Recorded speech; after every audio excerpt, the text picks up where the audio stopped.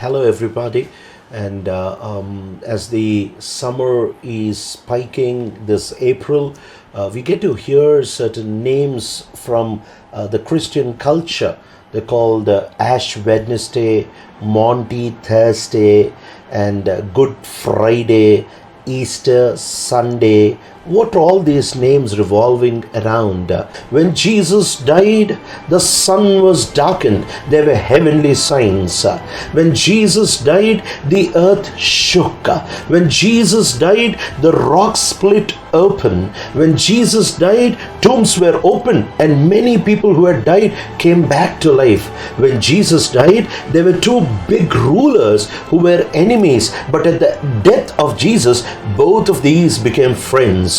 When Jesus died, there was a huge temple in the land of Israel in Jerusalem, and this temple had a curtain that separated the most sacred portion, and that curtain was so thick, it was a span thick, and it wouldn't tear at any cost.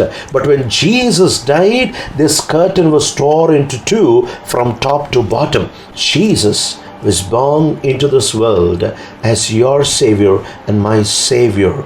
His birth is unique, his life is unique, his death is unique, and his resurrection is altogether astoundingly unique. In fact, God from heaven above witnessed that this is my Son with whom I am well pleased. Or in other words, he's telling there is no fault in this Son of mine. And this Jesus, he lived such a beautiful life. But immediately the question that pops up is, if he was born of a virgin, if he lived a blemishless life, then why did he die such a helpless death? What made him to die the death of a criminal? Why was he put to death in such a excruciating and in such a painful manner, like how they crucify and they kill criminals? Why was he hanging helplessly between two criminals? No, this death of Jesus was prophesied way before man can imagine.